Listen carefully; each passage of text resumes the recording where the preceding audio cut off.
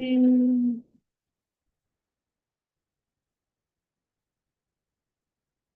You ready to go there? 1 second.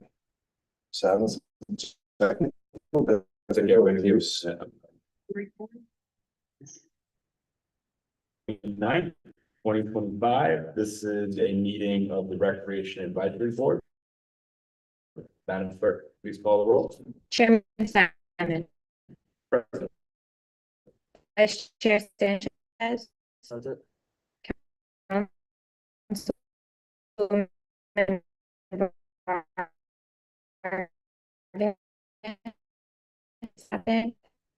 Kenneth is we have an instant. We have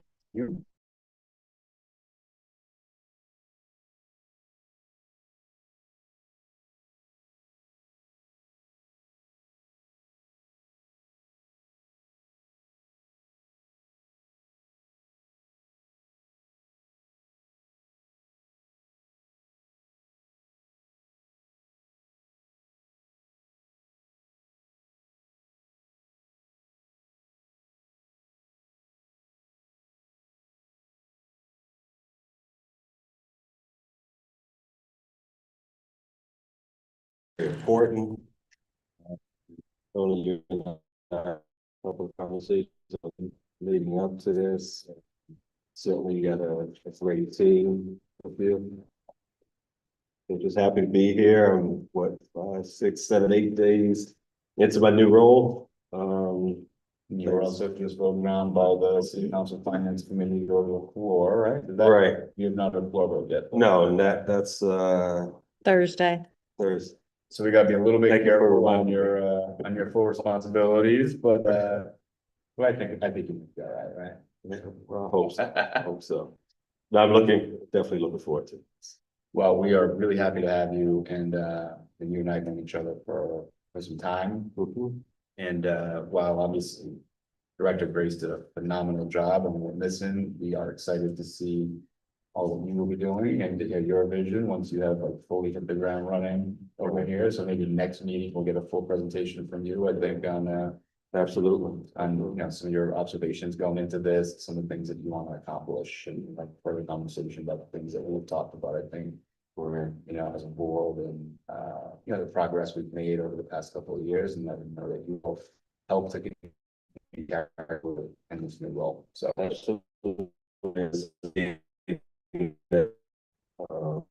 it's a nightmare. It's, yeah. Very happy to have you. I think tonight we will, there'll be kind of a group conversation here. So Acting Director Julios, Director Nominee Holly, and Assistant Director Onyemenu. We'll do a kind of a combination of Whoever scored high. For help. maybe one of these days we'll graduate and get one of these sweet things. So our agenda for tonight is to have a presentation as we normally do about the space that we're in right now, so the Elmwood Community Center. Do a brief review of some programming, review of the fall and winter programming that we have registrations coming up on. And then I want to spend a good amount of time talking about rec center construction updates. We have 3 centers that are under construction right now and closed in various different capacities and for different periods of time. So we want to hear more about that and what the plan is to ensure that those families are getting the services that they need, hopefully in the spaces that they need. And then we'll open it up for public comment as we always do. So I'll turn it over to David and Jackie and Sean and piggyback on a presentation of where we are in Elmwood Community Center right now. And how we got here. So again, just to kind of break it, we've actually were able to do a small program grant through the Learn to 365 grant. And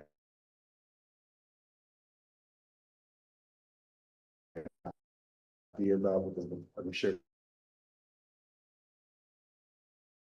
this based just coming and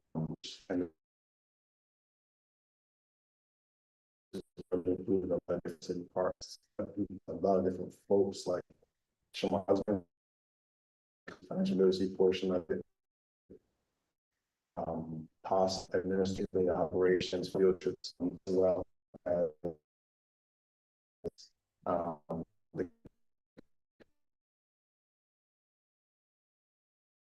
people out of kids there getting design work.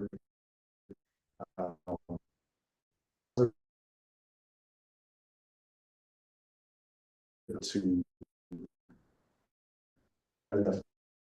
so they get some actions. The goal is to have some more programs that align with some of the grant. And what we're doing right now is working with some folks in policy, departments to be able to try to programs we can have in this location once the construction point is done. But I can kind of talk more about it in the next slide. But this is just some pictures that you guys can see. Some of the final parts that I'm telling you right here. We were here as well, kind of see what these kids were able to put together. And what they did during that program was they visited centers every Friday, got a little bit of presentation as to what this location looks like, what are the kind of the reports of the themes of this location. The kids then went back and created some ideas as to what product design would be. But it was just, again, really good use of the space during the interim time, during a phase period where we weren't doing work in the business, we weren't safe like this to be in here. But now we're kind of getting towards the end, hopefully, with some of the programming and so the construction so we can get into some of the programming here. And what I have identified is the 3 pillars that this grant that's helping to fund some of the work that's going on this location will allow us to be able to do. So some things that I want to that we'll be working on and currently working on is identifying folks we can work with for health, workforce development, education. And ideally the point would be to have some programs that would be centered around some overdose prevention, first aid training IDs, Narcan training, working with our PMA department to be able to do that. And then as well as some other options as well. Workforce development, some things kind of allowing people to have a centralized location for resources. And hopefully try to add upon what we've done for municipal exploration in our summer camps, which you're aware of as well. And then the education piece, again, working with some community organizations, University for One is trying, but is some kind of working and planning to be able to provide some more extended learning opportunities, the programs like you mentioned about kind of allowing a space for those folks to be in.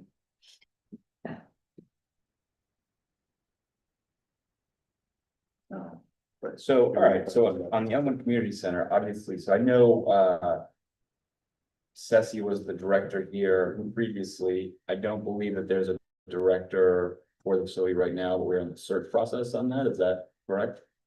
So at this current moment, obviously Sean being his first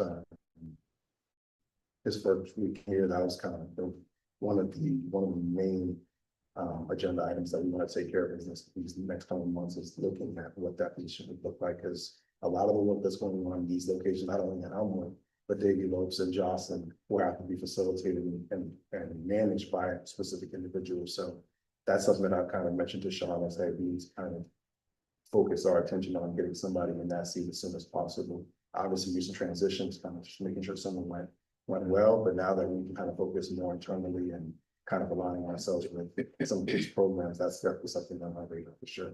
So is this facility considered closed because of the construction, or? As of right now, we don't have any consistent programming. Everything that we do really is just contingent on the building safety, which we get a direct report from other property who are actually working with the contractors and the folks that are in the building. And so again, so the construction that's going on though, does that prohibit the building from being open, or is that sort of cornered off and separate? No, so right now it would be tough to really access this program. I know you guys have to see a little bit of the tour because they're doing some flooring work in that lower level area, as well as some work on the upstairs to connect some of the conference rooms to other rooms that are in that upstairs location. And if you've seen the big conference room, there's some walls that have been pulled out, so they're doing some more electrical work and also working on an intercom system that will be in the front office of this location So just to kind of make our building a lot more safe and friendly for community folks. What's the estimated timeline on this program? So right now, it's tentatively the end of this year. The end of this year. Correct, so like late November, early December, hopefully. And then just a little more clarity, you said the whoever gets hired or whoever takes over the role of being in charge of this building, they're gonna be overseeing other rec centers too, you said, or? More so programming than rec centers, because again, like the other locations such as Big Oaks, Johnson are all benefiting from this plan as well. So the programs that are listed here, or at least the program types that are listed here, will have to be facilitated under the grant for at least the first 5 years. So that specifically, Ceci, what she was doing before, the director of the community center, who's no longer with us, was identifying partners that we can work with, organizations that we can work with, as well as building a community engagement network to be able to share this information, as well as bring people in to these locations. So yes, the programming under these 3 pillars will happen at more than just the ECC. It'll happen at Davy Lopes and as well as Jocelyn. But this building's not need to be uniquely and specifically for just that. No, right? not at all. We can run recreation programs. Correct. Too. Correct. As you saw this past summer as well. Right. So, you know, we had clearly seen an example of what that program can look like. But yes, we will have the ability to have more than just. But in order to satisfy the grant, it has to have these components Those in it. components included. Yeah. Right. Yeah.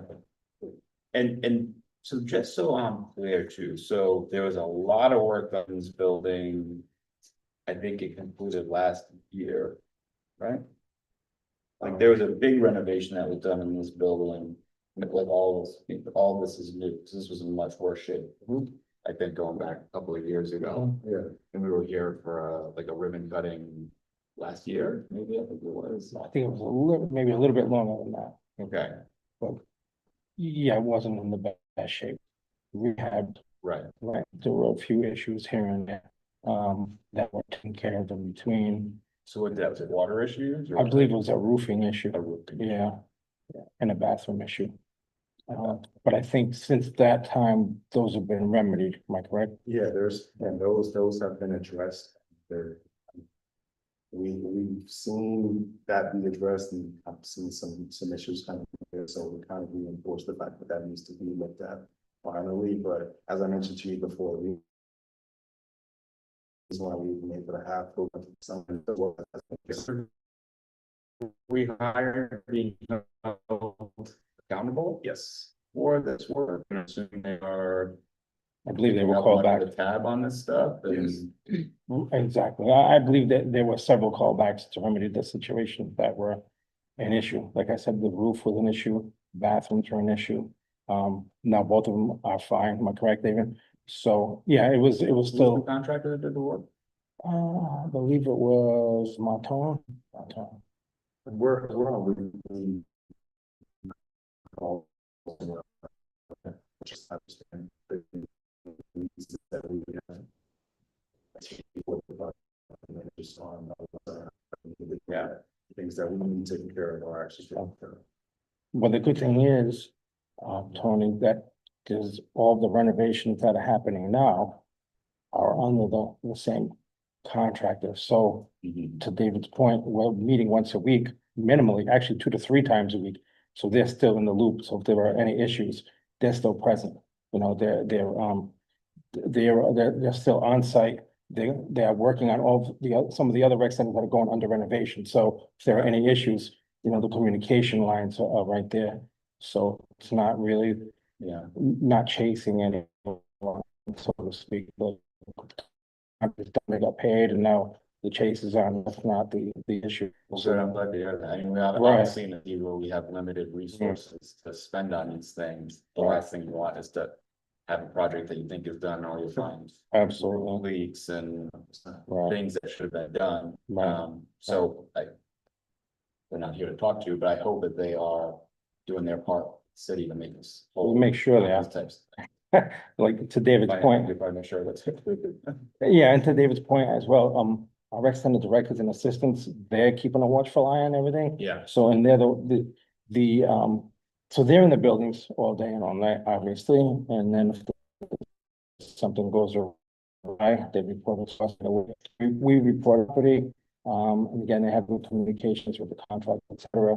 So everyone's still in the mix, and I said, well, we meet 2 to 3, maybe 4 times, the lines of communication, so there are updates, and every concern can be really good.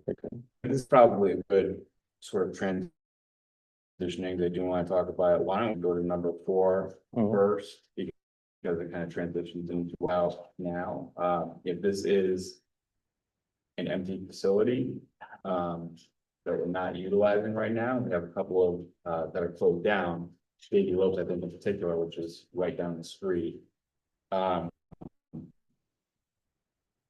You know, we had that last 4 weeks, there's gonna be construction going on and people are helping. I was under the impression that there was a plan for well, and that, you know, quite honestly, if you have a building like this that is here and ready to go, I know Kennedy is at Isaac Hopkins.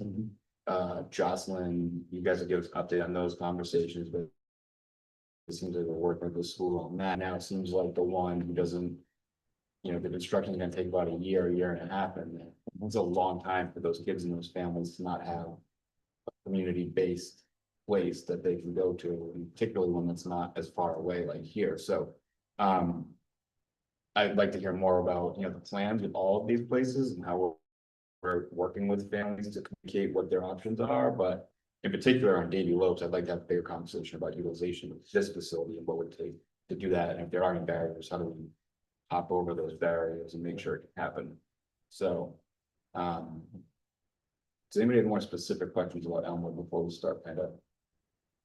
No question, but I'm excited. I haven't seen all this programming at the other center, so I think it'll be interesting to see how the kids take to it, right? And what other members of the community can actually engage in and talk about seniors, but now you have a public computer lab and things that can make a lot of folks in, which is great. Yeah, I think you bring up a really good point. I actually was talking about this with some of our staff members today. We were tabling at a health clinic this morning.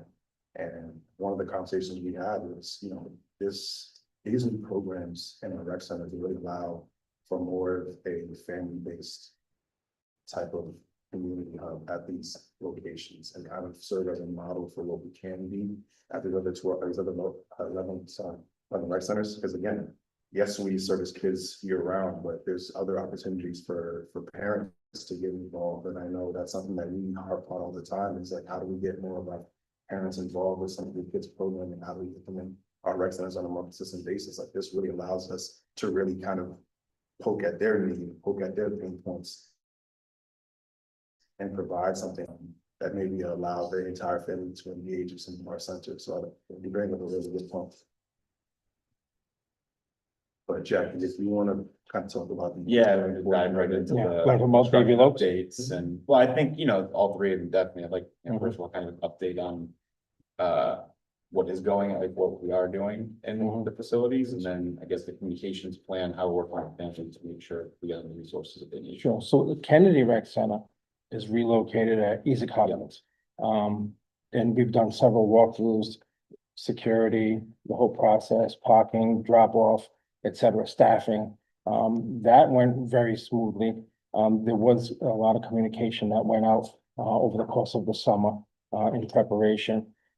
They are doing morning drop off for the before school program, you know, breakfast and programming, and then the kids transition right into the school, and then we also have after school programming for them. Right now, the later hours are a little bit slow until some of the constituents learn that they do have open gym, but they did reach out to all of their basketball teams and everyone in their programs, not just basketball, but everyone in their programs. They reached out to them to let them know. Now, it's a little bit a ways away from Kennedy, so it might be like maybe a challenge, the new transition, but the communication has been out there, and they're doing really, really well considering at this point. You know, it's still within the first 3 weeks. Kids are still getting acclimated to school, et cetera. Some of the rec centers traditionally in September are a little bit slow. Kids are getting acclimated, reactivated to school. The weather's still warm. They're still going outside to play, et cetera. But they do have a plan in the director, and assistant director, like Michelle, and assistant director, Derek Wise, again, put out more communication this week, for their basketball programs, et cetera. So, we're looking forward to that. That's gonna be beginning the second week of October. With the transition from Kennedy to Ezek went very smoothly. They do have a space, to your point, they do have a home. There were still a few logistics that we had to work out, obviously, bathrooms and closing off some sections of the school just for safety reasons at night. But, it's almost, as if, you know, the same way Sackett is set up, same way Battistini is set up, they just transition from school right into the gym for those programs. In addition to, I mean, you don't necessarily obviously have to go to that school to go to, No, but it's helpful. I mean. it is, yeah. One of the biggest barrier concerns about Kennedy was that they would be able to go to after school program. Which Right, seems like that's been. It's certainly advantageous for the parents before school and after school. So if you're a working parent or, you have the opportunity, for before school and after school programming. And that's the biggest feedback, that please continue that. And that was one of the biggest requests, and that was honored. So, that one's going really well. And I think I saw from plans that have made public through the Providence Public School Building Council, I think that's what it's called. Yes, There is a full plan for a Yes. new rec facility with, you know, Space. office Yeah. space, separate gym, Right. cafeteria and the stage. correct. Something that they never So had we'll see before. something Hopefully, Right. really, you know, really, usable. I think everybody was happy with that new plan. Yeah. So, because it was very limited. Yeah. Prior to that, but, you know, obviously it was extremely useful, but now we're gonna take it to the next level, to your point, with all these new amenities, so. Yeah. I think everybody's excited. to see it. And have they been communicating with the rec department fully on things that you guys need in this new facility as they build it out? Like, for instance, the previous Kennedy gym, there was like one lane going around it and no place for parents, or people that wanted to watch a game to sit. Are they taking all that into account? Are they building it out the right way? Are I they haven't getting seen any feedback- designs. Feedback from you guys on what does and doesn't work? Not yet, am I correct, David? I don't think we've had any designs yet, but certainly we have to come to the table in regard to that. And just speaking with, just an this point, I don't know if Jack necessarily is in the conversation, but I know that, our property team, we are consistently having these conversations, are aware of our needs. We have advocated for the fact that it, you know, our Kennedy Recreation Center were in conjunction prior to, but, you know, the programs that we're hosting on that location require a lot more space than just a gym space. So they're aware of it. They've been briefed on that. Not necessarily as consistent as the conversation as these other locations, obviously, because they're more ongoing. But the conversation has been had, and the property is aware of it. So Sean, you know, my advice to you, and I think you probably all agree with you guys, obviously, what chime in, is that we need to be at the table in those conversations and make sure that in the design, that it really meets the needs that the rec department needs. If we're gonna do it, Right. might as well do it the right way now, rather than saying, oh, coulda, woulda, shoulda. It's the done only it shot right. right now. I feel like that's often what we do, and then it's another 30 years before it can be addressed. Right, I'm sure we will have a strong voice in how those Yeah. plans go forward, and I don't think any gym could be, like the old Kennedy gym, so. Be surprised. Let's hope not. You know, I know Councilwoman Peterson's been working really hard on that. Right. So I'm sure she, you know, wants to be a strong voice now, but Mhm. it's such an important community. I speak from somebody who uses Kennedy quite a bit. Yeah. You know, it is an important community asset, so I hope that they're just thinking it out the right Right. way, Yeah. and that we need to be vocal about what we need to see in it in order to make I space. mean, yeah, as you know, it was a cozy gym, but it's antiquated, so. It was too cozy. I'm trying to be. I mean, you know, relatable. and parents were sitting on the side, Yeah. like 2 inches in between the court, Right. kids are. You know, running, it wasn't safe back. You had a community court there as well, so I think he's familiar with the 3-point lane where they're not size 10 or under. you can't hit a 3-pointer because you'd be over the line. So it's, Not it was just pretty, that, it's not user friendly for parents, No, you know, no. it was really. the seating was tough. It was hard. Yeah. So, so we'll keep these as agenda items, I think, moving forward. you know. Absolutely. What's the, what's the timeline on Kennedy renovation? I don't think 2 we've years. had one. Yeah, I don't think we have, Yeah. completion timeline, given the fact that. Those students are at East Hopkins. East right, Hopkins. this year, so they like started some type of work, Kennedy, I guess. No, Not yet. they're just cleaning it out, and I think there's some abatement going on, they'll start demolition, I thought it was supposed to be like soon, like September, October timeframe, but. I think the goal is to have it completed, not by next school year, but the school year after. My impression of it. Yeah. But next time we meet, we'll have more details. Right? Yeah, and I think that they were keeping some of the footprint, the only footprint they were keeping is where the gym is now, but they were adding on a gym next to it, so that will truly be like a cafeteria, recreational room, and there'll be a gym with offices kind of attached to it. Because the gym floor was more like a cafeteria floor. Oh, yeah. Actually, in essence, it was. Yeah. And then they changed that, but it still had the cafeteria vibe. They used it as a cafeteria, right? They did. Yeah. They did. And they had the performance stage as well. So Yeah. that took up a lot of space from seating. But that became a rec center, if I'm correct, in 2017, I think, or Around there, yeah. yeah, right. It was It wasn't reestablished. built as a rec center. No, Built no, as a- it was reestablished, but it's obviously it's a valuable asset. Yeah. Yeah, and I think, you know, in design too, taking into community design, I hope it's planning, you know, separate entrances, so you don't have to go through. the schools or anything like that to get to it, so that you locked Yeah. off, and then. You know, their bathroom facilities and things like that can be used, just It- from opening another door, it doesn't impact the school. Right. I don't think everyone's excited, obviously, about a new gymnasium, but the meeting space in the community room that it was happening before. I mean, every facility should have that, so they're excited about their meeting space and community space. Yeah. You know, where you can obviously, as well as the gymnasium, so. Well, let's turn it over to Jocelyn. So the last question on Kennedy, so all the staff, which was probably not very people that was working at that center has transitioned to working at Upton, correct? Correct. So we have a school and a program, so before school runs about like 7:45 to about 9:05. And then from school dismissal to about from school dismissal to about 5 o'clock. It's the bathroom program and then that's not, because we just have a regular recreation program, and so there's still a need for staff. It has obviously an increase in need for staff, given the fact we're in a new location, there's a lot more safety and a lot more, points of entry that we need to kind of make sure we have all of our staff there, so. Allegra's been doing a really good job over there, making sure that she communicates what she needs, whether that's staff, signage, because again, that's a new location for Kennedy to be at. I don't know if there's a rec center that's necessarily in the most proximal distance to East Hopkins, so signage was definitely a big thing to make sure that we have there, so at least that community knows that there is a rec center for them to go to, that is a resource.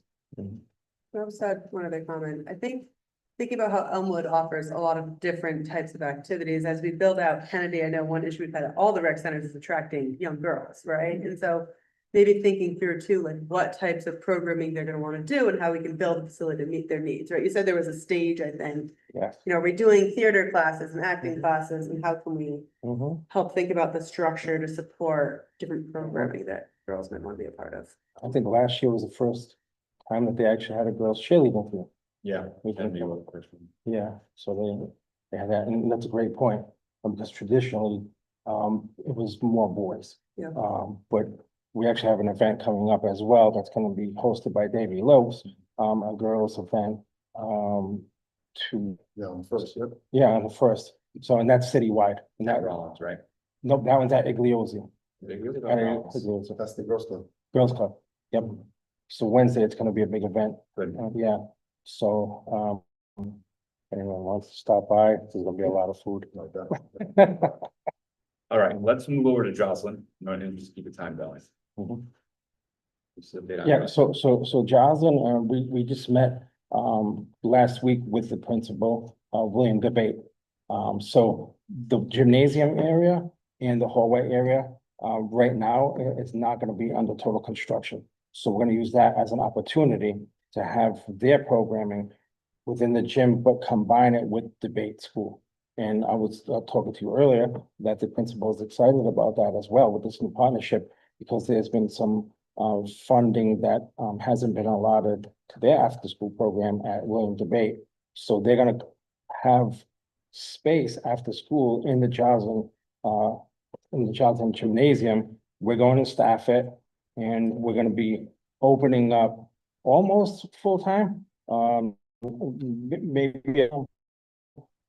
we're looking at Saturdays right now to figure out the logistics on Saturdays, how that's gonna work. But I believe that at least through December, until we get the word that they're gonna be going on the construction right there. So I mean, with William Debate, they're gonna be to the jobs and the right staffing it.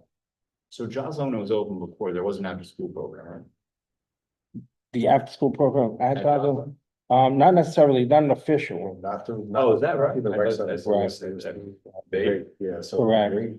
They had, I believe, they were running an after-school program where they had, they were working with the Swear Center, and they had tutors come in and help facilitating that program. What we're looking to do now is see how we can model that similarly, but incorporating the style where our kids that are usually coming to Johnson Recreation Center, to be able to engage with something similar. Yeah, I thought there was an previously, after-school program. yeah, previously, to my knowledge, there was no, after-school program, at least conjunction with the school. So we did a walkthrough to look at the logistics and the safety aspect of it, last, so we're just waiting to finish the final pieces to the puzzle for that, and then they'll have a home now as well, like, a hybrid, between debate and, certain sections of the school as well as Joslin, so. And then, so what will be the communications plan to communicate that back out to the families and the homes? So we actually found out is, what is that? What is the application that was used by Principal Premise? It's like a Parent Plus or Parent Gateway that's used, that schools use to communicate, with families about programming and the upcoming, alerts. So what we're looking to do now is utilize that, because that's something that's frequently used and actually gets a lot of engagement. Is to communicate with the families that are at least taking their kids to the date school, that, hey, this is an opportunity to take your kids to an after school program. We obviously have our own streams of communication, but we've noticed that there's definitely more that we can do in communication, and we can definitely utilize our partners to communicate on a wider and reach more people.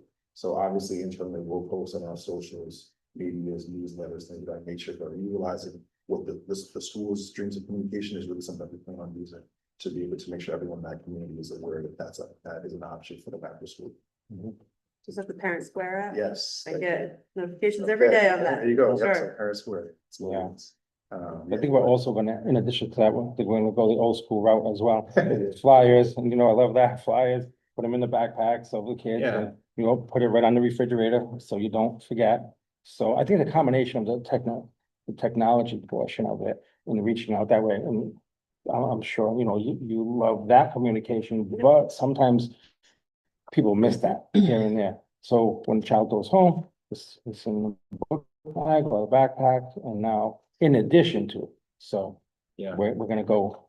both And then we ways. also have rec desk at our disposal, which Yep. we all know, and we Right. can pull an email list specifically. for Yes. Jocelyn. Right. And that's actually what we utilized this summer. So when we sent out the communication, I know you asked about previously identifying where we'd be locating families and how we'd be able to direct them to different locations. So we did, Jackie and I, we met with the 3 locations that would be closing, so that being Kennedy, David, Lois, and Johnson, and had conversations about programs that they identified would be really, really important for their community, to be sustained. And so some of those programs that we've identified, at least for Johnson specifically, is obviously having some sort of after-school program and figuring out how that looks, some sort of tutoring opportunity for them. Again, that wasn't in conjunction with that school, but we had some sort of tutoring opportunity for kids identified a wrestling program, which we actually just launched. And so what Carl's still helped do is facilitate that program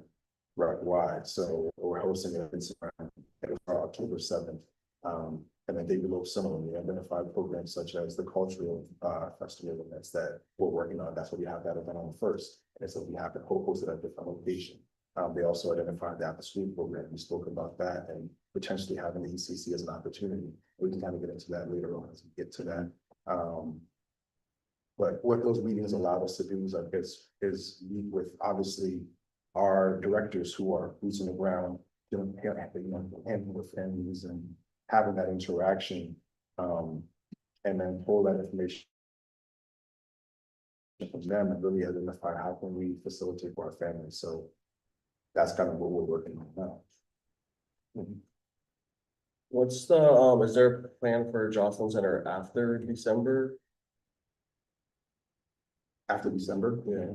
Ideally, what we would prefer is to be able to continue that program that we mentioned here. Because again, the reason why we say December is because a lot of the work that's going on in that location is going to be phased. So like similar to this location, as they get closer to the gymnasium, obviously we'll get our safety and understanding of how that building should operate at that time frame of property and what the construction of that phase is. But there will be some sort of interruption regardless, because again, that is going to be work that's being done in that location. But when that is done, we hope to be able to come back to that location and be able to still do those similar after school programs. Yeah, of course, but when, I think what, I don't want to speak for you, but for instance, basketball, you know, that comes up in December, time is December, January. Yeah. Do we have another gym designated Yes. that they can practice at? It's like, Yeah, so we planned that out where they're gonna partner with several gyms who have gym time for them to A, practice and B, to play. So hypothetically, if we partner with Igliozzi that week or Zuccolo that week, gyms that are in close proximity, even Battistini, if in Igliozzi or Battistini on the road for a particular game, then Jaws are home at their rec center. I've tracked almost like the Giants and the Jets where they share the Meadowlands. One is on the road yeah, and one is playing at home. So, so there's gonna be some gymnasium sharing and we're gonna work that out. And Shannon, our athletic coordinator, will accordingly. So so we don't want them to skip a beat. And we talked to Director Carl and Assistant Director Cecile. Our goal is to have all of the teams that we've had in the past, and they have all the rosters and they can communicate that with the constituents and all of their members. But just because you don't have a gym doesn't mean you can't have a team and play elsewhere. And I mean, last year I could speak to Zuccolo, games on road for the last week. So it's doable, you know, so. And everybody's on board. I mean, obviously, the rec department, everyone's gonna pick up the slack because they understand that right now they don't have a facility to play. But it's gonna be a home game on the road, so to speak, but temporarily. Are you helping with transportation? Yeah, so Joslin has a van assigned them, 15-passenger van. But if someone else is playing home, they can step it up. If they need more transportation, one of our other centers can transport their kids also. So we're gonna collaborate that way, where if it's becoming too much for a home and away game, that way we'll step it up. And we've done it before. We've had van sharing, et cetera. And some of the other directors or assistant directors that are able to drive the vans will transport the child and their away game, their home away games. Yeah. You know, technically their home game, but it's gonna be on the road. But so we do have 11 gyms, so should be. well, no, a couple of down, so down to 9, but we especially Igliozzi, the ones that are in close proximity to Johnson, Igliozzi, Battistini, and Zuccolo. So they're all within probably 2 to 3 mile radius, so they won't be displaced too much. It's just they'll be playing a home game without their colors, but I'm sure they'll be fine. Just the last thing I want to say on Jocelyn, I'm sure you guys are aware, I don't know if you guys are. So I'll say this first. So Jocelyn technically is not in Ward 6. But my predecessor has always like supported, so like when I came into office, like I don't have a rep center technically or six, so I've always used like funds and event funds, allocations to support Jocelyn as much as possible. There's always been like a interesting, dynamic in all these activities, when you get politicians involved, but I try to, keep that out of it as much as possible. I'm sure you guys are aware, so I've always been just super supportive. And We appreciate that. We know it's not in. as much as possible. But so these new renovations, don't include, a new gym floor. And that need was identified to me probably about 6 months ago. So first thing I did was like try to find resources, to do that. And my hope was to get it done as soon as possible. So that's when I became aware of these president renovations, and it was, communicated to me that these renovations needed to happen first, that they were gonna use the gym for the stage construction equipment, and that it was gonna be closed completely. So obviously that has changed a little bit. I think it's good that, that they're still able to use that space. But I just wanted to be known to you three that those funds are still, put away and allocated. So like the second those renovations are done, where, there isn't construction happening on the gym floor, they're not using it to stage equipment, to get a team in there as soon as possible to renovate the gym floor. Absolutely. It's my Yeah, ask, no, to not have that much of a, Yeah. time open that. And the money is there. Yeah, the money is there. It's- If I were to guess, with most construction projects, the gym floor is last. Once everything is renovated for obvious reasons, the gym floor can get, there'd be problems with the gym floor with staging, et cetera. You don't want to. Yeah. The floor. Which makes sense. I Yeah, want to make sure you yeah. guys are aware that money is there, so Good, could great. keep working on Well building done, property, on Again, getting it. Keep getting money for the right. No, I was gonna I'm say. trying, I'm like, Yeah, no, it's like, it was like 80,000, I think, and I'm like, that's like most of my, for 1 year, so it's already like. We want to bring that community court to Charleston. I know you do. That'll be a home game for We you. got our butts kicked there too, man. It was- Yeah. So I know. The ride home was a little shorter, so I guess that was positive. Right. Actually, we jokingly bet pizza party, so Yeah, I lost a little more than just my pride that. yeah, it happens. But I'm not sure, and I've met with Carl several times and he's very excited, Director Carl Famil. He's very excited about it. He's rebranding the facility. Yeah. He's come up with some really nice colors, cool logo, and he and Cecile certainly taken ownership. And honestly, this is a once in a generational opportunity. It is. I mean, we haven't seen these kind of renovations, in a long time, and these are big renovations, not small ones. So, the directors and assistant directors are really excited with the rebranding and taking ownership of this. And again, thank you, for what everyone here, what you do, because you don't realize some people look at these facilities as just a gymnasium, but it really isn't. It's more than that. It's a lifestyle. It's where games are won and lost, memories are made, life lessons, to be quite honest with you. And the one good thing is, a lot of kids come through the centers as well as they have great memories, and then they end up becoming staff possibly. And a lot of our directors and assistant directors and a lot of our staff have grown up in the facilities and now they're giving back. Yeah. So it's important, everything, all the Oh, renovations, obviously, I don't have to tell you that, but Yeah. thank you. We appreciate that. Let's move on to Davy Lopes. For an update on Davy Lopes.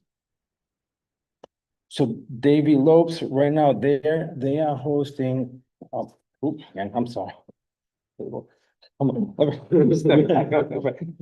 So they're hosting two programs, within the next, several weeks. And, to Jen's point, they're doing girls, so what they're doing is they're going center to center and they're gonna be doing girls' skills and drills, just to get some more interest with the female population in the city. Lucy, I want to give her a lot of credit. She's right there. She came up with a beautiful, retro looking flyer. It was great, and we're getting a lot of interest in that. But so Danielle, the assistant director at Davy Lopes, she was a product of the rec department. She played in the rec department, so this subject is near and dear to her. So she's going to be going from center to center and hosting these skills and drills. events with each rec center.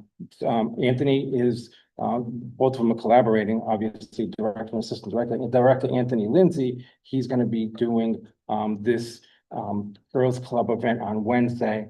And it's called Culture Fest, and they're gonna be having all different foods throughout the world. Amongst, there's gonna be a lot of other activities as well. So even though they're displaced, to David's point, the events and the programs that are near and dear to them, not only are they including Davy Lopes members, but they're bringing this citywide.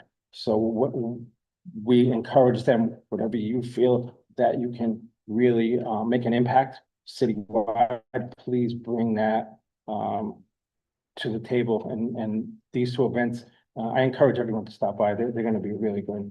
The girls' skills and drills, again, that's going to be from center to center, but this event on Wednesday is going to be a one of a kind event.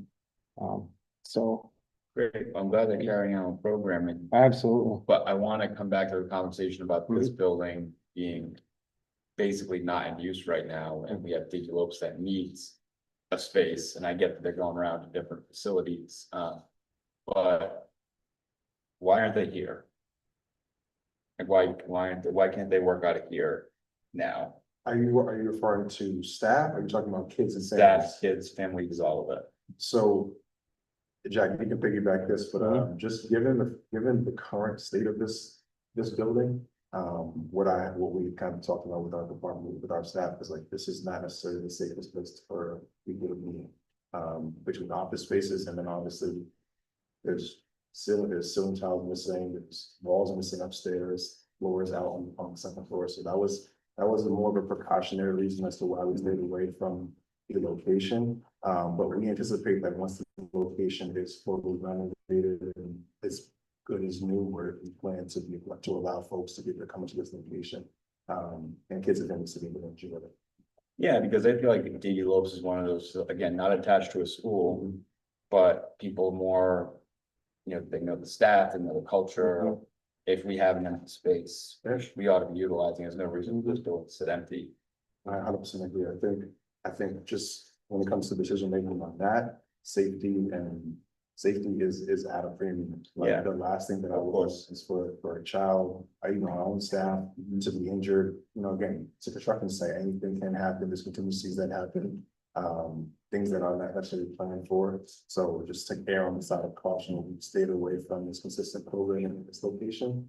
And anything that we do, any events that we have, we always make sure that we're checking them out with the property. We can isolate this one day to host this event. Is this possible? But consistency with programming based on those OAC policies that would happen right now and the current phase of the project just isn't really the safest place for kids, families, and staff to be in. So again, when are we anticipating the repairs in this building to be complete? So those should be, from what I've been told, those should be completed by the end of this year. And we don't anticipate DigiLopes being back up and running for at least another year to year and a half, right? So on a positive note as well, Director Anthony Lindsay and Danielle Delves met with Community Prep, the leadership at Community Prep. They've had a good partnership historically, when Community Prep didn't have a gymnasium. So Community Prep had all of their programs at Davy Lopes as far as gymnasium activities, etc. Now that Community Prep does have a gymnasium, Anthony and Danielle met, as I said, with the leadership there, and they are going to afford Davy Lopes the opportunity to have their programming at Community Prep every Friday for now. It's a good start, which. Yeah, it's a good start, but Right. again, we have, DigiLopes is not that far away from here. We have this building. We should be utilizing it. Utilizing for the youth, or Yeah, I don't know if that would be wise. I think that's something we would need to take a deep dive into looking at it right now. I mean, I don't feel comfortable myself walking in. oh, no, I'm talking about when the repairs are done here. Oh, okay. So we're talking Yeah. about December, Oh, Oh, absolutely, oh, yeah. yeah, certainly. Yeah, that's another story, yeah. And we should be communicating that out now, and we should. Well, absolutely, Saying, people like, we anticipate this will be done by the end of the year. right, To be Right. prepared for Right. basketball season to be maybe in here, whatever it is that Right. we need to Yeah. communicate out, that we're starting to tell people ahead of time now. There's Right. probably a lot of people who are. Just kind of hands in the air a little bit about like, okay, you know. Right. We're waiting on news, what's going on, but Mhm. this should be the Davy Lopes home at least temporarily until their space is done. Absolutely. And Anthony and Danielle will be reaching out to all of their families in regard to basketball. So again, just like Joslin, they don't want to skip a beat when it comes to basketball. They obviously have a rich tradition, so does Joslin. So again, we'll be doing home and away games with Davy Lopes as well, with the same template that we are created for Joslin. So, yeah, so again, we have the gyms to do it and home and away games, but they usually contribute 6 solid teams to the rec league.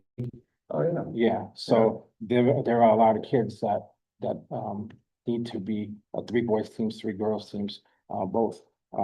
So they will be participating, hopefully as if they didn't skip a beat. It's just a matter of the location. The Yeah. spirit is not broken, but the location will be. Yeah, definitely. And again, it was never attached to a school, so people were used to commuting to get there anyway. Absolutely. You can make this available to them. It's another mile down the road. Yeah, and they have a good following. They have a great tradition there, as you know. I mean, you've been involved with the record, so I think again, I don't believe they're gonna skip a beat. Just a matter of relocating their home games and some practices. So mhm. I mean, being displaced is never easy in no form. So, but we're gonna roll up our sleeves and figure out what's the best path forward to keep them as whole as possible with what they have. But Davy Lopes is deep in, tradition and history, for the city of Providence. It's named after a guy who was a hell of a ball player, who I've been actually in conversation with his family. Davy Lopes is ailing right now quite a bit.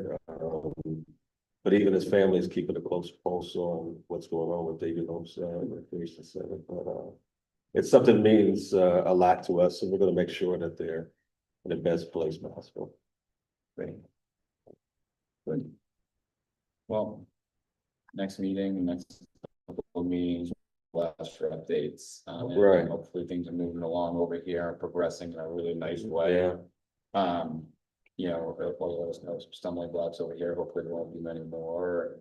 The flooring gets done and Right, with any construction project, we're always cautious yeah, about giving a hard date yeah, because you don't want to disappoint. Yeah. So, you know, not many to finish yeah. right no, on time, definitely. so, but Okay. Anybody else have any other questions, comments on construction? Please. All right, so we have a great summer, we had a great summer from what I understand.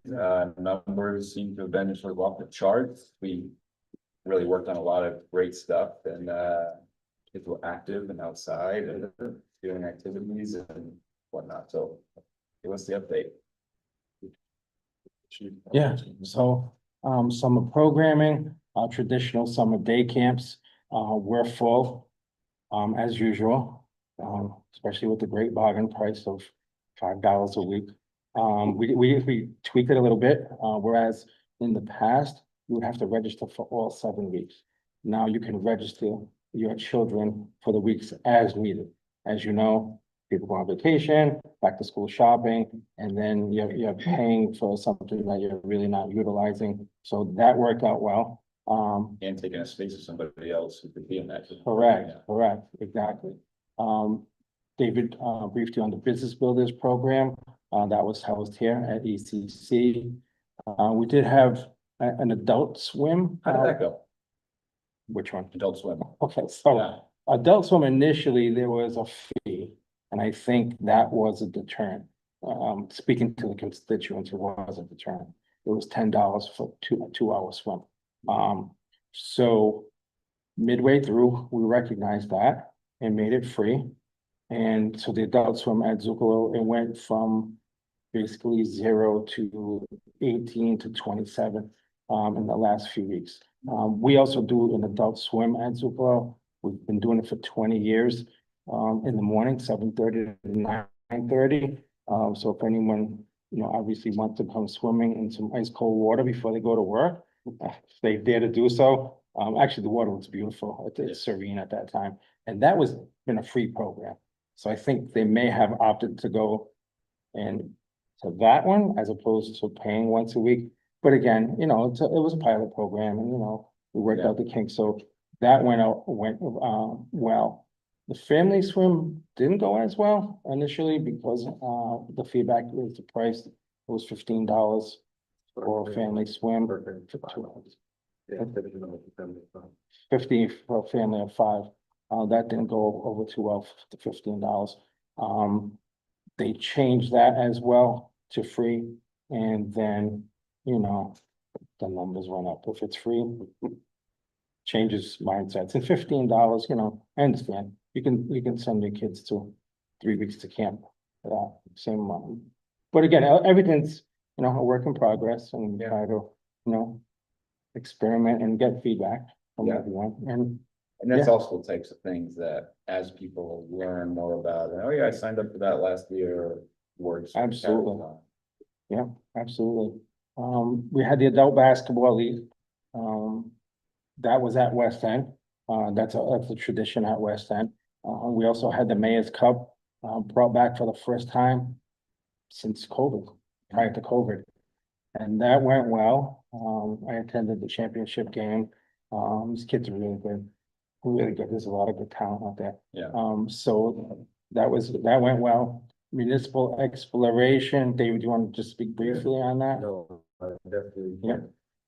Again, shout out to Lucy here again. She helped to coordinate a lot of these things with municipal exploration, but again, that was just something that we feel as though kids in our summer camps are really have benefited from, as well as something we can use as a model going forward as a concept like the working. So being able to really be exposed to different departments, city career pathways that you may have. There's a lot of positions that we are all familiar with that your average person is not. And, being able to bring kids into the horse stables and understand that the police department is more than just stopping crime. Like they actually help out with a lot of different facets of how we operate as a city. Bringing them into sustainability hubs, FEMA's office, understand how we respond in an emergency crisis. And knowing that's a position that you potentially have down the line, but just having that exposure opportunity was some that we definitely that was pretty cool. The kids always, again, you go into FEMA's office and you get to see a whole bunch of different maps and like different ways that they kind of categorize, configure GPS. So like, it was pretty cool kind of seeing that progress year over year. I know we started with empowerment in 2023, but we've seen the growth of it since then. And some that we look forward to continue to do. Again, exposure is really important for our Providence youth. So something that I definitely think is going to be that pillar here forward. One of the events in conjunction with that, we had a touch a truck program where all the municipal trucks, including fire, police, etc., at Roger Williams Park. And we've gone on field trips and to see some of these vehicles up close. You see them from a distance sometimes when you're driving, but to get up close and see what they do, it's really impressive. They allow the kids to explore them, beep their horns and and whatnot, especially the firefighters and the police. So it's really cool to actually see this stuff up. And we take it for granted, but when you see it in person, the massive trucks, etc., that the city has, and on a daily basis, it's amazing. Especially these are all of our future firefighters, police officers, municipal workers. So I'm sure they'll spur a few to get to that point. So that was exciting. We also had Connecticut Sun basketball clinic. We had a field trip that was full. Female trip to visit the a professional basketball game in Connecticut. A year before that, Connecticut actually came to West End and did a clinic, and a lot of the girls met the players on a personal level. So that was brought here, you know, in terms of maybe like a reverse field trip. They came to us, but this time, they did a great job, organizing this and had the field trip to go to Connecticut. Personal appeal to Connecticut Suns, if anybody's listening, Providence is a great place to be and you should continue. Yeah, no, they got to see, you know, see a tour facility. I know, they got to go through an actual clinic with some of their personnel from their staff, but then actually got to go to a game. They got to see CT Sun play against Chicago Sky. So Angel Reese, who's like a very renowned, well-known basketball player, and it's really helping to expand the women's game. Like that was something that I thought was very cool for our kids to see. It's like, hey, you know, there's a pipeline here. There's a potential for allowing our kids to kind of see what others like too. Yeah. So, Maybe the Connecticut Suns will end up in Rhode Island. we'd love to see Providence. I know. All right. Next, we did have the all popular sports camp and run by our athletic coordinator, Shannon Perry. There was completely full. Yeah. Through and through. I mean, you really quickly, your bike camp, track and field, cheerleading, flag football, sailing, volleyball. I mean, she does a phenomenal job with the summer camp, and that's full. When I say full, and all spots were taken, and it's a great resource, obviously. Couple of events we had, the annual swim meet. I missed it this year. Yeah, you did. Missed it this year, Yeah, you went to the one previous year. last year. So you know the vibe. Oh, yeah. There were over 250 people there. All 6 pools competed. And we also had a kid compete, even though they didn't have a pool, they asked to join the swim meet in Joslin. So they actually participated, even though they didn't have a pool, which was pretty cool. So everyone can compete. It was another great event. You know, Mayor Smiley came and passed out all of the awards for second, third place. It was The lifeguard swim too. Oh, yeah. lifeguard swim as well. That's great. the last one. So if you're down by a few points, your lifeguards have to step it up to take home the gold.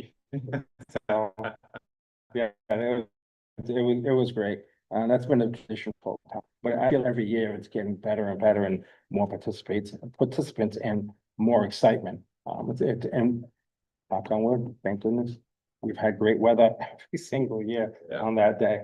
Speaking of great weather, as you know, we had our 3rd annual golf tournament, the Mayor's Golf Tournament.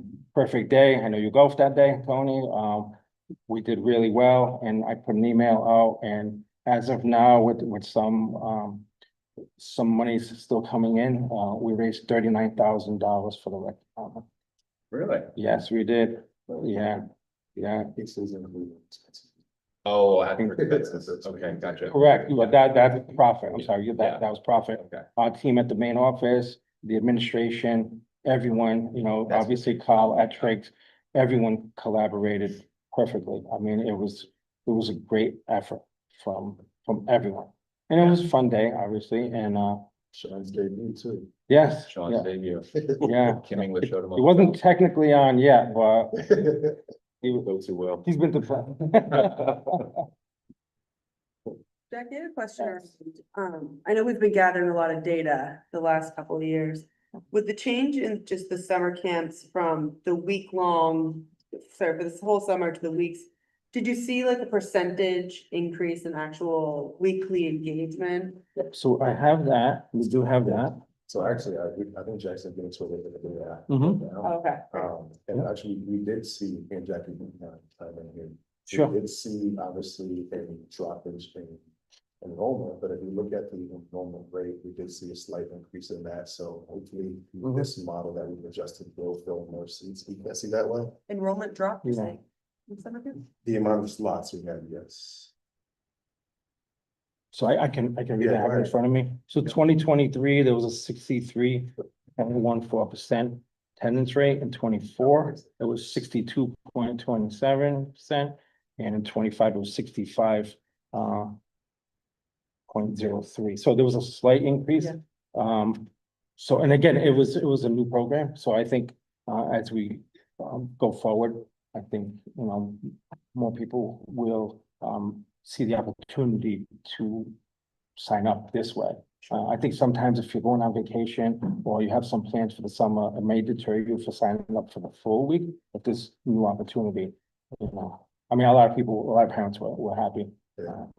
And And I can be back for that too. I mean, just going around to different summer camps, and we spoke about the registration process. We did get a lot of really good feedback between the 3 events that we had, the pre-registration events we had to get people comfortable with this way of registering, and then also being able to learn with actually, computers and iPad ready for people to take registration and get that triage in person. That was very helpful. And then obviously, families are looking at trips, looking at different camps that they can take their kids to. They're like, oh, I can actually just, I can pick what I want and then take them to this camp or go on vacation for this week. So, people were very happy about this new way of registering, and definitely looking to kind of see how we can improve upon it next year.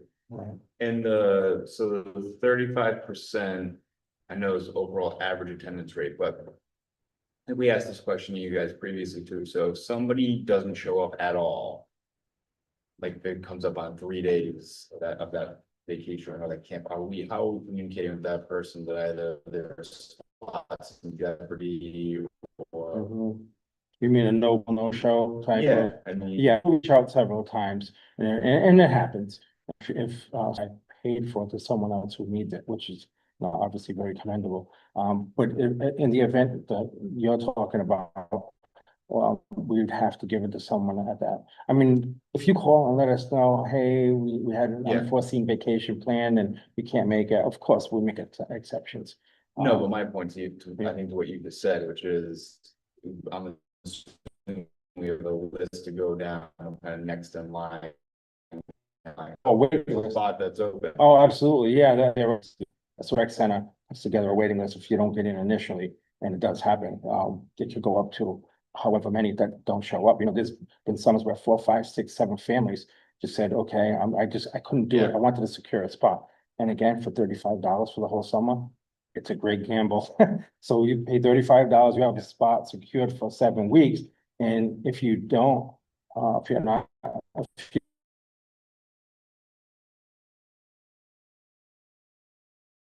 if you use it sparingly, it's still worth every penny. And the day before, 2 days before, we're confirming your attendance, press 1 for yes and 2 for no. Mhm. Is there anything like that's in place that we could implement maybe as part of rec desk or something like that? Only because I think of like, we have these maximum number of spots that we're able to Mhm. fill. Mhm.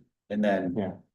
if one's not filled, that's somebody who didn't have the chance to go to that camp that may have. So we know that ahead of time, and I think we're Yeah. able to maybe accommodate it a little bit more. Right. I can kind of speak to that. I think some of this is more internal, but the things that we do for like this, even in the kind of the softwares too, just to kind of facilitate our learning. We have run into some barriers with our accessibility and our ability to use like this.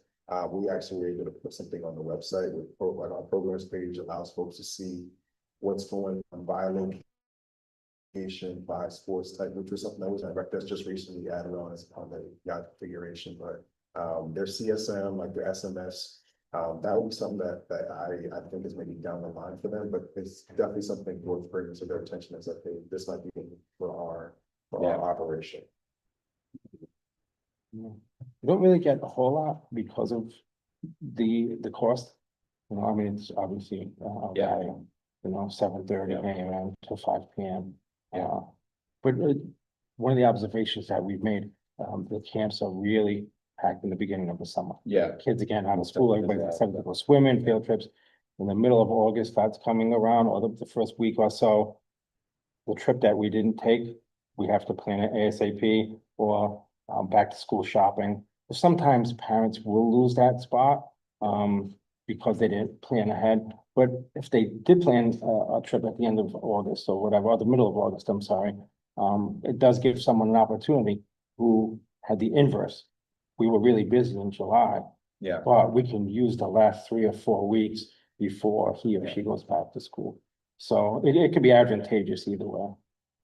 Can you go back to the previous slide that showed, is that overall enrollment throughout all of our camps? Yeah. The day Average. camp, summer day camps.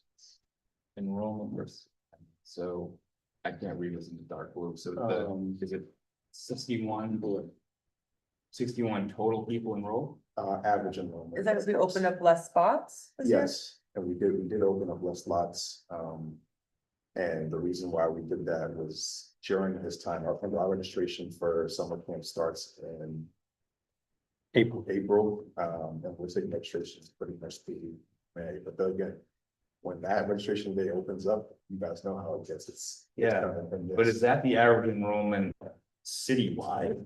For all of our recs, yes. Only 61 people across the entire city for some things? No, per rec, sorry. Per rec center, rec okay, all right, that per makes more rec sense. All right. Yeah, Per rec. all right. Did we not have things to open up more? So Like, the- why did it go from 78 to 61? During that time frame, we were unsure about our budget and whether or not we able to afford those financials, kind of barely decided caution, we just missed slots. So ultimately, funding was.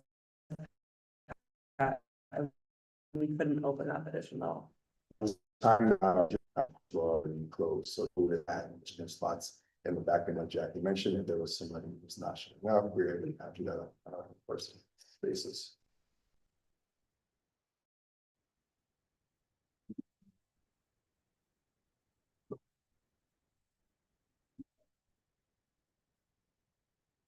Fortunate that.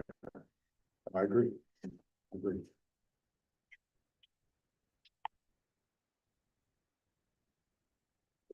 But just to confirm, you did get the same amount of funding as the previous year, it's just the time more.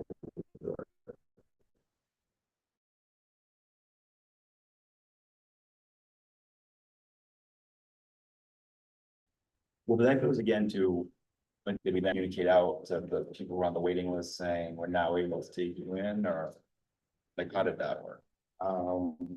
Jack, you know, I'm not sure. I wasn't part of the process and. So the budget until like mid-July here. Oh, right. Yeah. And by that time, what, two? We're already.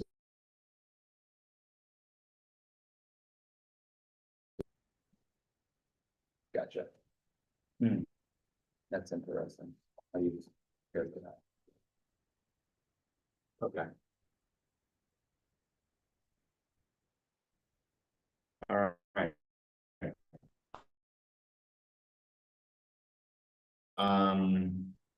This is more consistent page, you guys can't see these, so. Right. I can read, I- I have it. Yeah. So the pool attendance really quickly, if you can't see from here. Yeah. So Zucolo Center averaged 174 per day. Igliozzi averaged 165, West End 137, Davy Lopes 121, Madeline Rogers 99. One indoor pool, Battistini averaged 45. These are impressive numbers, and you can tell that you had much rain this summer from. So we were lucky. We had a great summer. I believe there was 1.5 rain days for the whole summer. Yeah. Or something. That was hot. So it was really good. And we did have extended. Now, I think they'd be pretty good. I actually, this is the summer, recent summer days, and there were also extended hours several times. And extended hours is, if there's a heat wave and the heat index goes over 90, or the actual temperature goes over 90, then we extend all pools to 7 o'clock. So a lot of times, we usually go 12 to 5, but in those instances, we have a collaboration between the administration and PEMA, a lot of calls to PEMA. And the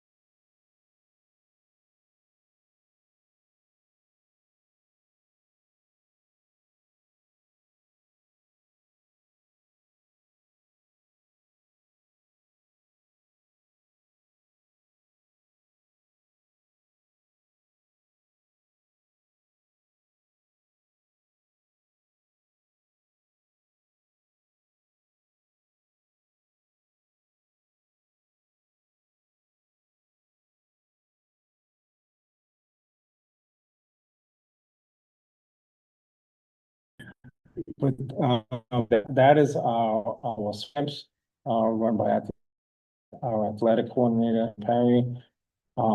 Every single.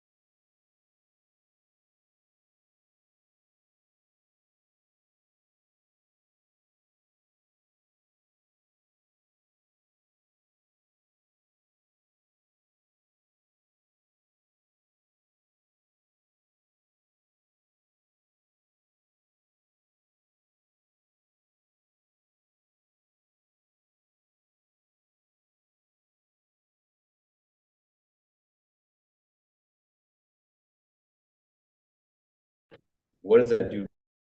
For what the budget is not on the agenda right now, but you know, at some, as we get to more of the midpoint of the year, we probably will want it to be, but did it set us back? Are we prepared for that, or where's our budget stand right? So I really have to give a lot of credit to our directors and assistant directors and our full staff. They really budgeted perfectly over the summer. What we usually experience with our budget, maybe we spent 3/4 of it, somewhere close to that. So they actually, for the summer, they went under the typical budget. They really did a good job of, with their staffs and scheduling. And even though we went above and beyond, with extra hours, we still came under. So good question. And yeah, I'm really proud of how everyone stepped it up. They really did. And they deserve all the credit, the directors and assistants, our main office staff. They really keep an eye on it, and they really did a good job considering, not many rain days, like I said, 1.5 days. So they deserve a lot of credit for that, which in turn helps us with our winter programming. Definitely, yeah, we can then shift some dollars around. Absolutely. Support programs. Absolutely. Yeah. Very proud of all. Awesome. Congratulations, well done. Thank you. All right, anything else on summer programming before we move on to winter programming? All right, let's go into winter. Okay, so I'm gonna skip around a little bit, so I'm gonna put it in chronological order. First up is gonna be the bowling league, which starts this Saturday at Lang's. So, each rec center has, 2 teams, in 2 different age groups. We have 9 and 10-year-olds and 11 and 12-year-olds co-ed. And that's at Lang's. Like I said, it's every Saturday morning for, I believe, 7 weeks. And it's 10 a.m. to 12 noon. All of the vans take the kids, they're utilized to bring them to Lang's, but it's an amazing experience.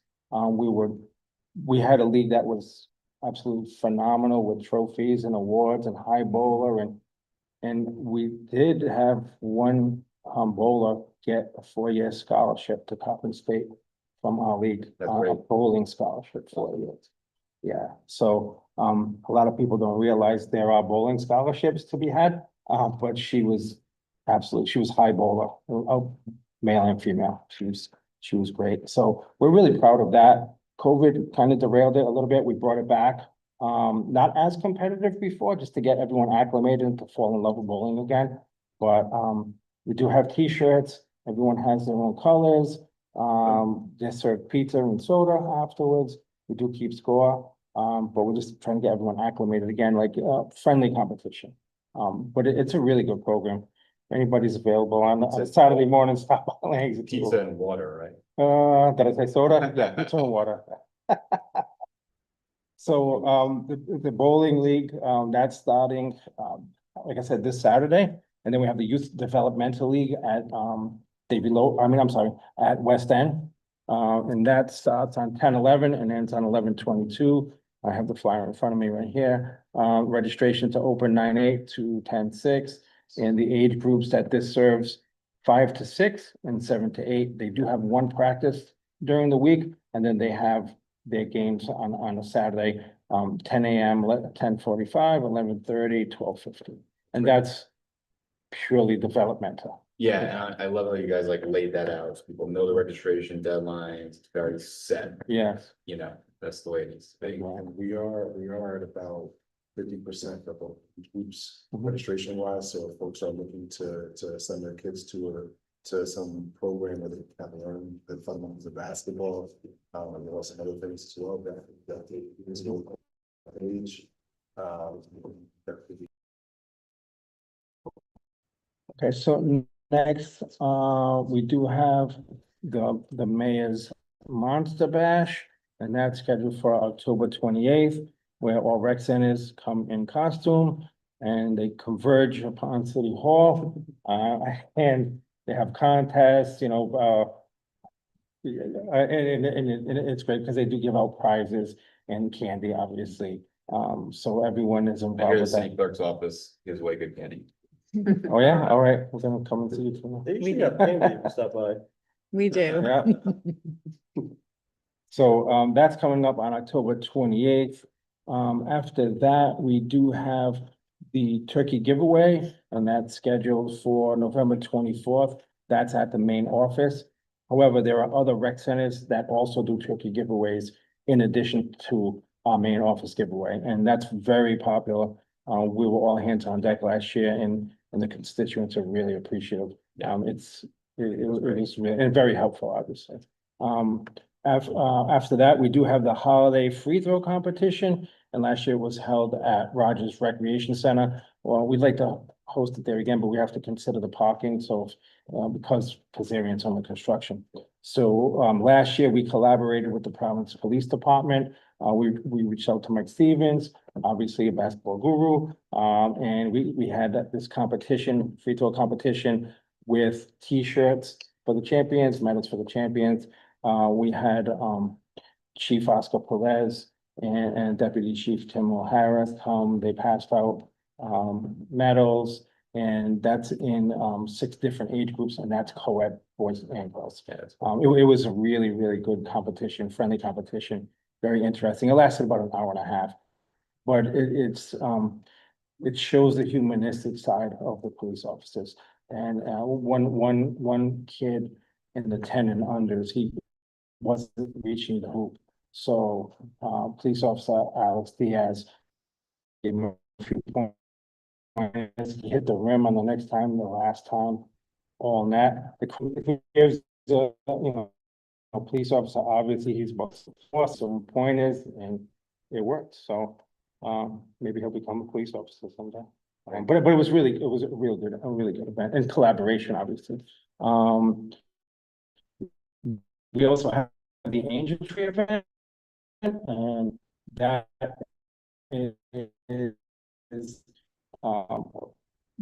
each rec center choose 10 boys to fit, Nike gear, at our annual, Christmas party, held at the Roger Williams Park Casino. They also get a free ham, and also get a free turkey.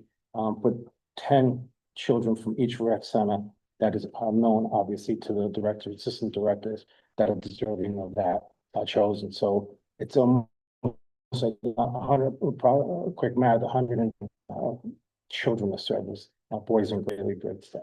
Is that donated or do we purchase it? We purchased it, but and some of it is donated as well, from donors.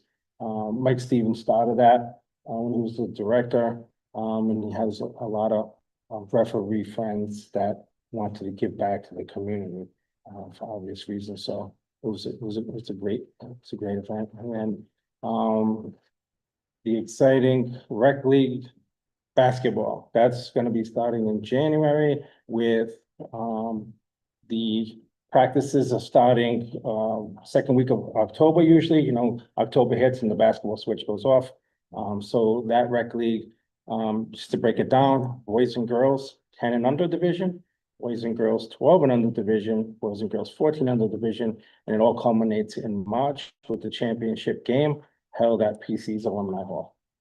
So I have not seen a lot of communications around the regular, but I've seen a lot around the Biddy League with some very specific dates and registration information. I have not seen that for uh, um, the larger rec league. Mhm. Right, so I think usually our traditions are doing networking right now with children that have been previously played in the league or for your rec center. So I believe starting October 1st, usually that's a tradition for all new players and anyone else interested in the city. So I think it's a combination of advertising that as well as each rec center director and assistant calling players from your previous year who've been on the team for a while. Yeah, sure, there's definitely some of that. I mean, Yeah. I get that, but Right. again, I mean, I think in the context of like communicating a clear schedule, Mhm. we've talked about this, I think, a lot in the past, so. Where we have not in the past been very clear about like, if your child wants to play Sure, basketball for the Providence Recreation Department. The practice will run from October 21st through December 1st. Games start January 2nd. right, Registration is between October 1st and October 20th. Here's the link.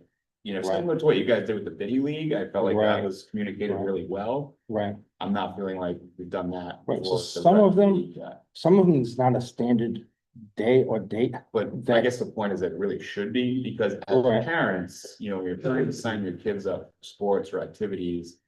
We all operate on our schedules. That's Right. the only thing that we have to go by. And if there's no sort of clear communication around that, Mhm. it's just word of mouth from rec center directors Yeah. and whatnot. It's Mhm. problematic for planning purposes. Right, right. So I think to your point, I absolutely, it could look like this. Yeah, Just like, no, but I And think not for a rec center, talking about citywide. citywide, correct, right. But I think in the past, and we can absolutely revisit it, in the past, each rec center, and I think you know this, has started at a different time. That was a little bit more convenient for their schedule. I So know, you but may we have, don't- I get that. Yeah, I really yeah. feel like we gotta kind of move away from that a little bit, Right, because first right. of all. It's from a competition perspective, everybody Right. should be on the same schedule, but also I think like, again, if you're a parent, and you're trying to like get your kid from point A to point B. right, And you don't know when it starts, you Mhm. hear about it from word of mouth or whatever it is, and there's no way to Right. access. Right. The registration Yeah. portal or whatnot. Mhm. I really, there has to be Absolutely. consistency. I thought we kind of figured this out Yeah. last year. I think there was some like greater communication around it, but I do really encourage. Mhm. You guys to put that on paper Absolutely. and make Yeah. sure our directors kind of live by it, because Right. it really should be. They should all start around the same time. and Correct. end At the same time. right. And I mean, I'm sorry, did you want? No, I was just gonna say, let's talk about that at our meeting Mhm. tomorrow, James. I think to even further, Tony, if it's like girls 10 and under are Tuesdays and Thursdays, Right. or if you know the days of the week. I know you Right. might not know the location of the game, but again, so parents can say, oh yeah, my kid is free on XYZ days, let's sign up. Right, so citywide, to pick 2 days for practice, it may not work, because, each rec center has their No, I own think that would program. be communicated out. Right, there. right, but what we can do to, But game to your day should be point, consistent. Then game day is. Yeah. But as far as signups and getting your paperwork in, hypothetically, let's say we use October 1st, which is a clean day unless it falls on a weekend. And after that point, we can make it a tradition where when October 1st hits, it's synonymous with basketball and signups and getting your paperwork in. Birth certificate, report cards when they come out, waiver forms, signed, transportation forms, the whole packet. Yeah. So that could be consistent where, okay, this is available to you now. Some rec centers are, enthusiastic enough to start this when their pool is in session and when the pool closes and with their summer campers. So I recommend that. I recommend, don't let your campers leave without giving them some information Yeah, for the oh, basketball league. totally, yeah. Because really, you think basketball is far off, but it really isn't, because pools and the camps are closed August 15th, basketball starting October 1st, that's a Look, month. I am all about communicating earlier than that. Correct. If we have a And I plan agree ready with by you. I August agree with you. first, say, listen, Traditionally- registration starts Absolutely. September 15th, Sure, October sure. 15th, practice begins on November Right. 1st, like. And you have an And enrolled you have that program at information your earlier, facility. even better. Right, and with the camps, et cetera, you have an enrolled program in your facility right now that would, to your point, 61, 63, whatever it may be. You can just transition them into from that program to basketball, et cetera. Certain days, that's up to each rec center because of whatever they have. The other caveat is sometimes they don't start early because they don't have a coach for a particular team. They're still searching. That may hold back, but not with the paperwork aspect. Paperwork aspect when the kids are enthusiastic. Yeah, registration. Right, and sometimes that's been a challenge to get all of this paperwork in a timely fashion. Yeah, no, I yeah. get that, but first of all, I think we've all agreed on this in the past too, is that we should really be encouraging everybody to do it electronically through Rec Desk, right? I mean, like, the rec directors really should be pushing that. That's where we get all our data, that's how we know where to communicate with families. I understand that there are still some people that will want to use paper, and I think. Yeah, we have that available. That's. You can figure it out, but when I look at all the statistics you guys just gave us in the data around summer, like, that's fantastic. Like, that's how we are able to help advocate more resources for the rec department and stuff you guys do. And so I think, the more consistency we have around, again, if you want to open up registration from August 1st to October 15th, great, but people need to know about it. You know what I mean? They need to communicate that out. It needs to be set timelines. We need to get those flyers in their backpacks before they leave camp. Or No, really.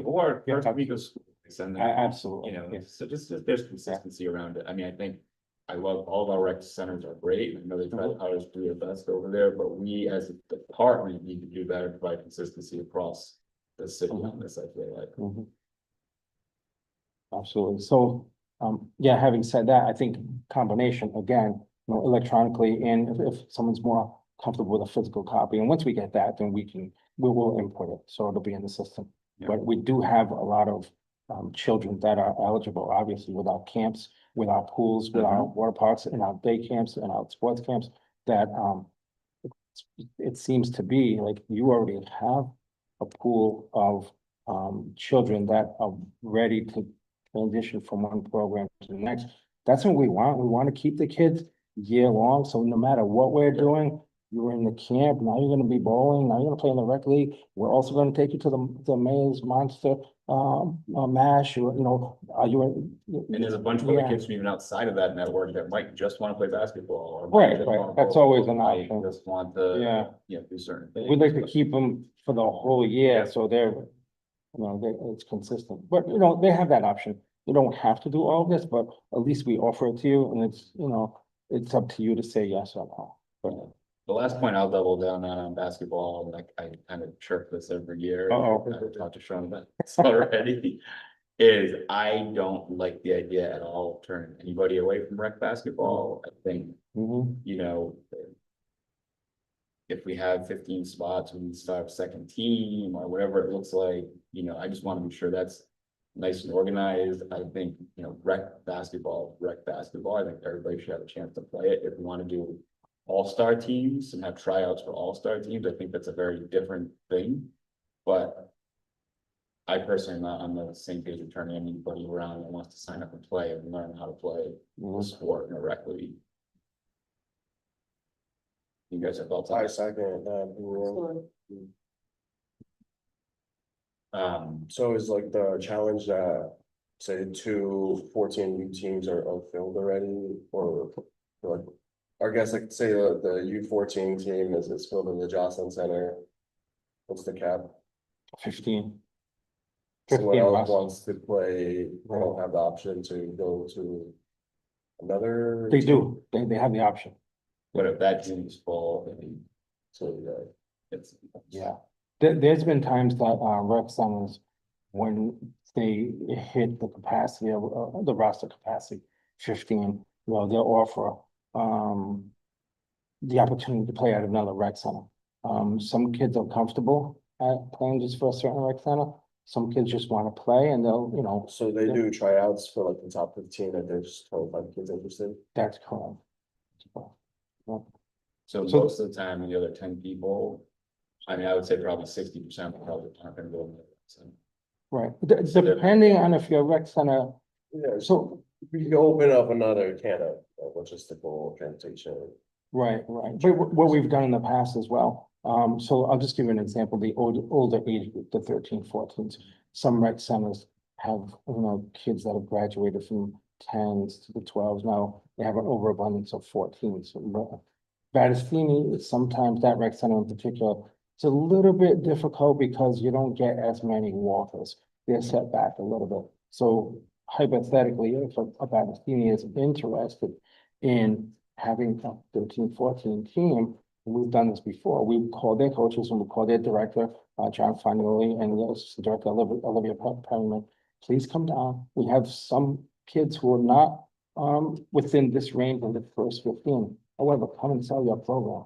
Bring your beautiful uniforms.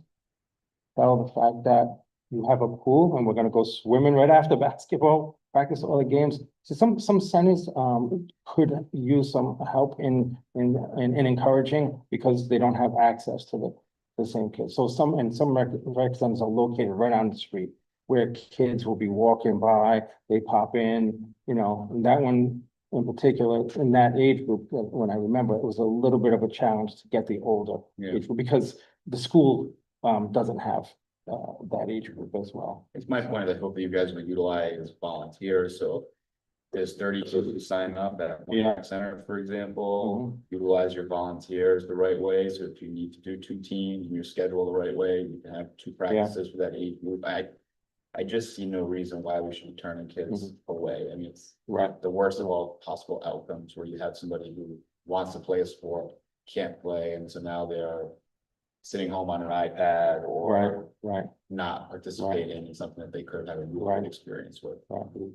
So I don't believe anyone would consciously turn someone away that way. There are other options. There's in-house leagues, you know, practice squads, like to your point, 2 teams in a certain age division. We've done that before. We split the team, you know, Yeah. right down the middle. If you have 19 participants or potential participants, 18 participants, 9 on the team, you know, whatever the calls are at center, team red, team black, and we have 2 Yeah. participants. I mean, again, but then I really, I don't know, we can keep on going, but I think that at that point, you really are kind of. I think we should think about doing that. Honestly, we probably should anyway, but. You know, I mean, I think, you know, again, we'll look at maybe the numbers and Sean, I leave it up to the, you know, start to manage this as you go into it, but. You know, maybe we ought to think about sort of changing some things around a little bit if that's the case.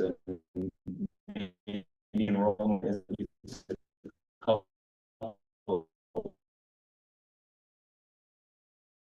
only allowed to take 15.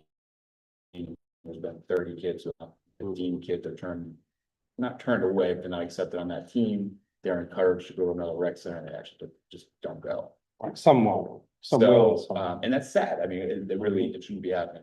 Right. It depends on the proximity of their residents as well. Another rec center may not be feasible if Right. you live around the corner from. And some kids want to go to where a certain coach is or something. Oh, I and get- that's important. The coach is important because definitely. there's a following sometimes. Yeah, And to get good coaches, we've talked about that. Sometimes it's not easy. Sometimes if the coach's child is in the program, you have that coach until the child graduates. Now Yeah. you're looking again for another coach, but, there's all kinds of, you know, factors that play in it. You may we had have, the community court all-star team, so a bunch of good coaches on that team. That could probably, yeah. step up to the plate. No pressure. My only last point, and Sean, you and I have talked about this in the past too, is traveling teams representing Providence. I think we have the best players in the state. More, you know, I'm sure of that. Absolutely. We don't field any teams into the Rhode Island Basketball Association. I think Yeah, it's we've called. all- And, you know, I think our timelines for registration don't match up with some of those leagues, so I we encourage you guys to look into that, even if we could do. A Providence, North Providence, South teams, city and have two teams that participate in that, it would be great. If kids are interested. Yeah, we've had some discussions about that, and to start the long range and other things. Then, Sean, one thought, being PC, when we have season tickets to the PC women's basketball game, they have at halftime every game, little, younger girls go out and play, and I don't know if our Providence teams have ever done it, I haven't seen them out there. So we get on their radar ASAP, We had one of our alumni play for PC, yeah, Janae Crooms. Yeah. Yeah, so we did, we had a few field trips there when she was playing. We also did it at the dunk now, which is, the amp, but they would have us come on the court at halftime and run, and the crowd was.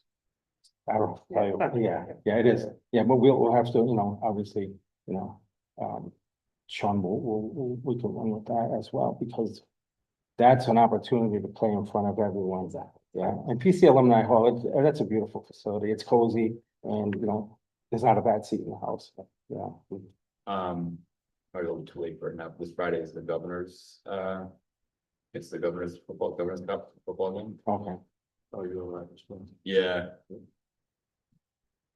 Maybe RISC has extra tickets for kids for that. Yeah, we can do that. Yeah. I think I connected you guys with them like stuff and contact. Mhm. Yeah. I'm guys are selling out the stadium, so. Might be worthwhile to see if we can get some kids Yeah. out there too. That might be going myself too. Yeah. I'm going to a little South Hendricken games, Yeah. same night. Great, okay, well. Looking forward to another good winter of programming. We have probably one more meeting before we start on the. Actually executing on some of these things, so we'll probably have to again, but. There's one thing I should turn to. Yeah. One thing we have on our website now is, obviously, we had the groundbreaking on September 17th. What we're doing right now, obviously, as we get more information from the Kennedy Project, we'll add that as well, but we do have some portions on our website, the community engagement portion of our website, where folks can actually see the construction status updates, what's being worked on, where we are in the phase, so we can stay updated. I know that was something that was addressed in some of our meetings prior to the summer, was like, hey, how do we get this information readily available? So what we did is we created these sites on our page. Thank you again to Lucy for her great work. But what we're able to do is kind of create those sites, get feedback from public property, and we'll routinely update them as we get more information. As I mentioned, we have those weekly OOCs. It's not necessarily the most appealing thing to put that a building has come down, but as we get more information to show to families and constituents, we definitely want to make sure that that's shown. Good idea. And updated. And the mayor should use his social media to help pump out some of that Oh, yeah, stuff too. no, they have, they've definitely been working with them to kind of make sure. Okay, that's a line. All right, public comments, is there any? No? Good. I will entertain a motion. Is there anything else anybody would like to add before we leave? Adjourn? I'll entertain a motion to adjourn. So. Second, all in favor? Aye. I